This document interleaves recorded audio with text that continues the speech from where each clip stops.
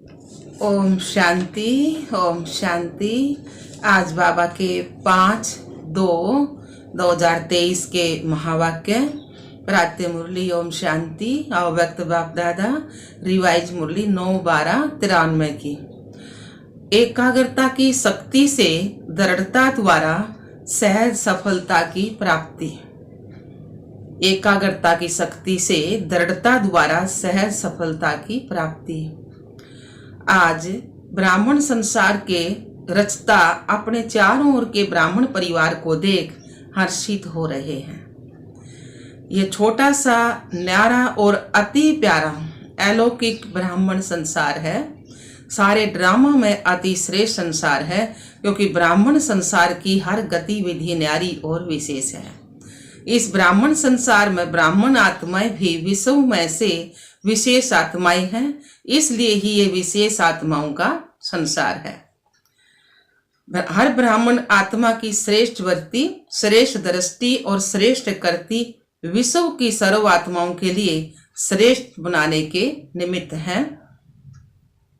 हर आत्मा के ऊपर ये विशेष जिम्मेवारी है, तो हर एक अपने इस जिम्मेवारी को अनुभव करते हो। कितनी बड़ी जिम्मेवारी है। सारे विश्व का परिवर्तन, ना सिर्फ आत्माओं का परिवर्तन करते हो, लेकिन प्रकृति का भी परिवर्तन करते हो। ये समृद्धि सदा रहे, इसमें नंबरवार है। सभी ब्राह्मण आत्माओं के अंदर संकल्प सदा रहता है कि हम विशेष आत्मा नंबर 1 बने, लेकिन संकल्प और कर्म में अंतर पड़ जाता है। इसका कारण कर्म के समय सदा अपनी समृद्धि को अनुभवी स्थिति में नहीं लाते।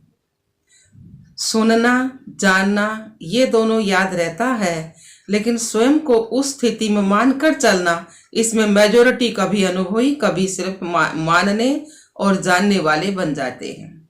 इस अनुभव को बढ़ाने के लिए 2 बातों के विशेष महत्व को जानो।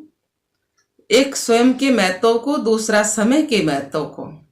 स्वयं के प्रति बहुत जानते हो। अगर किसी से भी पूछेंगे कि आप कौन सी आत्मा हो, तो वह अपने से भी पूछेंगे कि मैं कौन हूं, तो कितनी बातें समृद्धि में आएंगी, कितनी बातें याद आएंगी। 1 मिनट के अंदर अपने कितने 100 मान याद आ जाते हैं। 1 मिनट में कितने याद आते हैं? बहुत याद आते हैं ना। कितनी लंबी लिस्ट है स्वयं के महत्व की। तो जानने में तो बहुत होशियार हो, सभी होशियार हो ना। फिर अनुभव करने में अंतर क्यों पड़ता है? क्यों पड़ जाता? क्योंकि समय पर उस स्थिति के सीट पर सेट नहीं होते हैं। अगर सीट पर सेट है तो कोई भी, चाहे कमजोर संस्कार, चाहे कोई आत्माएं, चाहे प्रकृति, चाहे किसी भी प्रकार की रॉयल माया अपसेट नहीं कर सकती। जैसे शरीर के रूप में भी बहुत आत्माओं को एक सीट पर व स्थान पर एकाग्र होकर बैठने का अभ्यास नहीं होता, तो वह क्या करेगा? हिलता रहेगा ना। ऐसे मन और बुद्धि को किसी भी अनुभव के सीट पर सेट होना नहीं आता, तो अभी अभी सेट होगा, अभी अभी अपसेट होगा। शरीर को बिठाने के लिए स्थूल स्थान होता है ना, और मन बुद्धि को बिठाने के लिए श्रेष्ठ स्थितियों का साधन है। तो बाप दादा बच्चों का यह खेल देखते रहते हैं। अभी अभी अच्छी स्थिति के अनुभव में स्थित होते हैं, और अभी अभी अपने स्थिति के से हलचल में आ जाते हैं। जैसे छोटे बच्चे चंचल होते हैं, तो एक स्थान पर ज्यादा समय नहीं टिक सकते हैं ना। तो कई बच्चे ये बचपन के खेल बहुत करते हैं। अभी अभी देखेंगे बहुत एकाग्र, और अभी अभी एकाग्रता के बजाय भिन्न भिन्न स्थितियों में भटकते रहेंगे। तो इस समय विशेष अटेंशन चाहिए। मन और बुद्धि सदा एकाग्र रहे।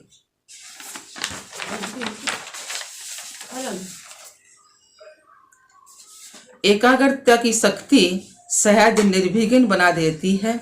मेहनत करने की आवश्यकता ही नहीं है। एकाग्रता की शक्ति स्वतः एक बाप दूसरा ना कोई, ये अनुभूति सदा कराती है। एकाग्रता की शक्ति सहज एकाग्र स्थिति बनाती है। एकाग्रता की शक्ति सदा सर्व प्रति एक ही कल्याण की वर्ती सहज बनाती है। एकाग्रता की शक्ति सर्वप्रति भाई भाई की दृष्टि स्वतः बना देती है। एकाग्रता की शक्ति हर आत्मा के संबंध में स्नेह, सम्मान, सम्मान के कर्म सहज अनुभव कराती है। तो अभी क्या करना है, क्या अटेंशन देना है? एकाग्रता स्थिति होते हो, एकाग्रता स्थित होते हो तो अनुभव भी करते हो, लेकिन एकाग्र अनुभवी नहीं होते।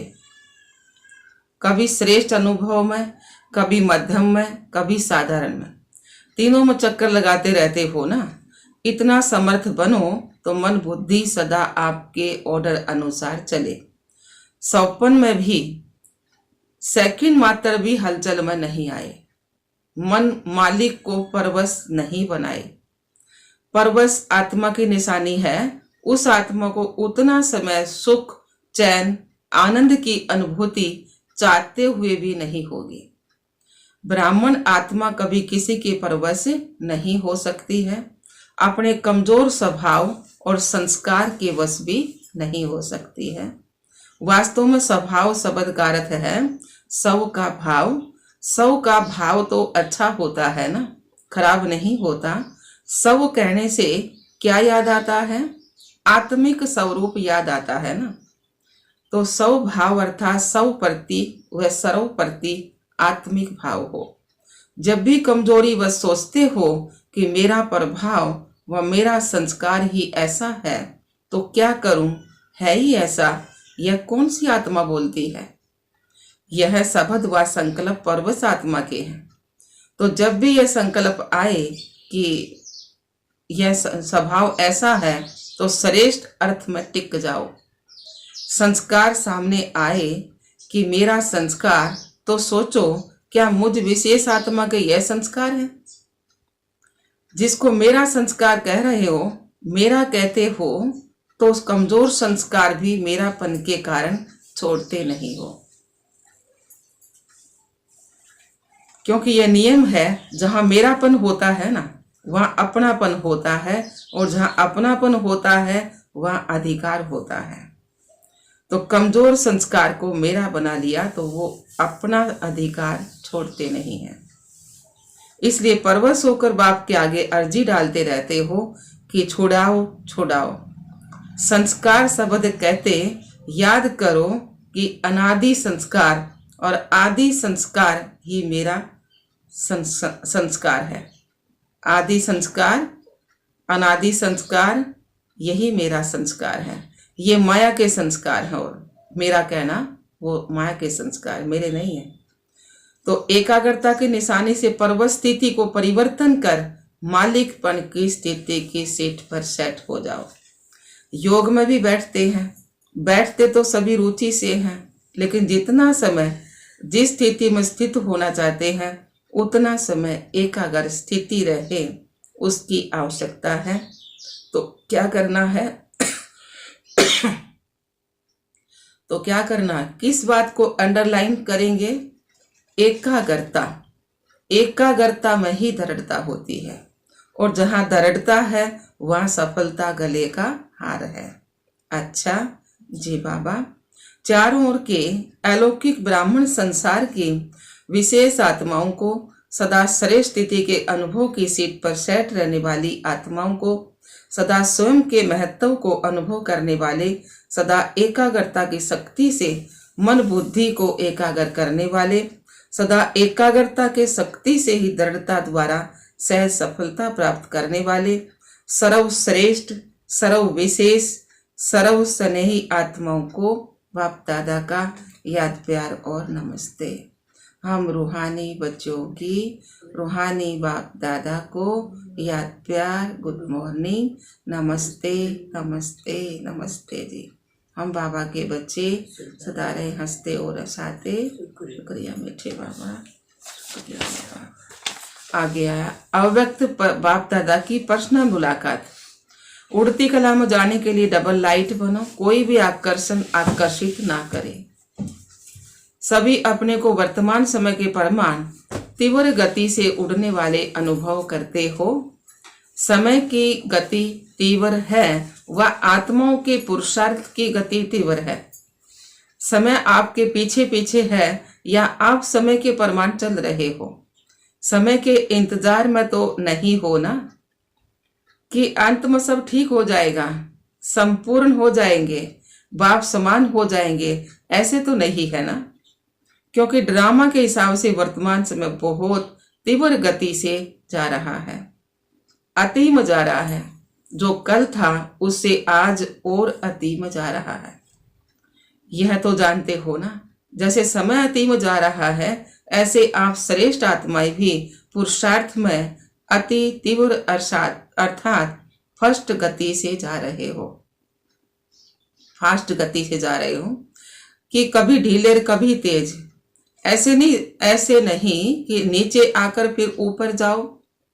नीचे ऊपर होने वालों की गति कभी एक रस फास्ट नहीं हो सकती है।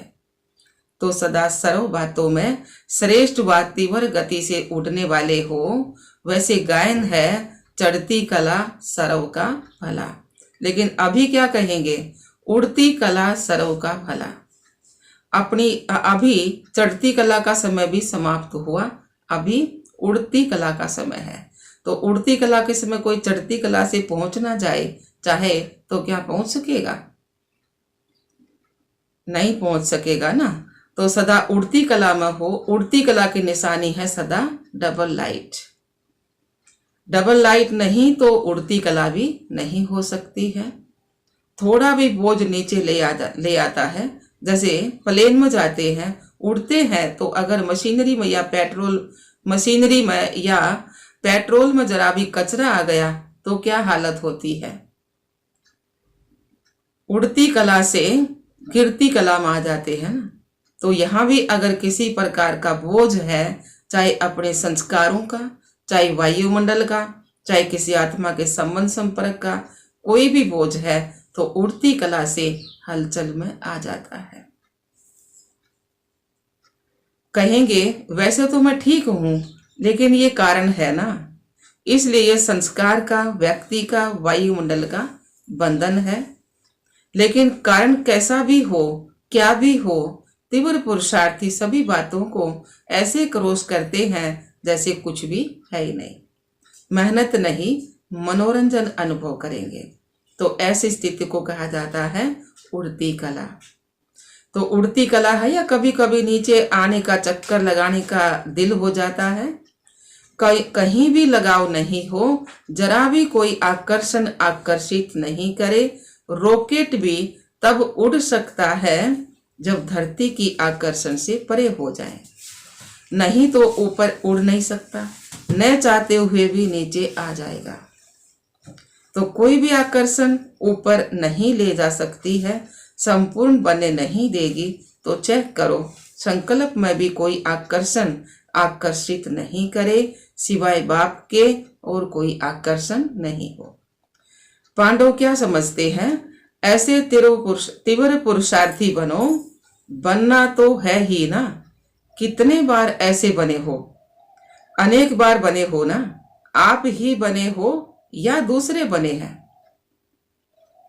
आप ही बने हो ना। तो नंबर वार में तो नहीं आना है ना, नंबर 1 में आना है। माताएं क्या करेंगी? नंबर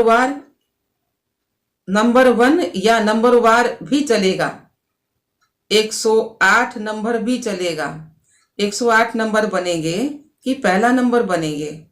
अगर बाप के बने हैं, अधिकारी बने हैं, तो पूरा वर्षा लेना है या थोड़ा कम लेना है? बाबा ने कहा फिर तो नंबर 1 बनेंगे ना। दाता फूल दे रहा है और लेने वाला कम ले तो क्या कहेंगे? इसलिए तो नंबर 1 बनना है ना। बाबा ने कहा कि दाता फूल दे रहा है और लेने वाला कम ले तो क्या कहेंगे? फिर उसमें तो नंबर वार कहेंगे ना, लेकिन बनना है नंबर 1। तो नंबर 1 चाहे एक ही हो, लेकिन नंबर 1 डिवीजन तो बहुत है ना। तो सेकंड में नहीं आना है, लेना है तो पूरा लेना है। अधूरा लेने वाले तो पीछे पीछे बहुत आएंगे, लेकिन आपको पूरा लेना है। सभी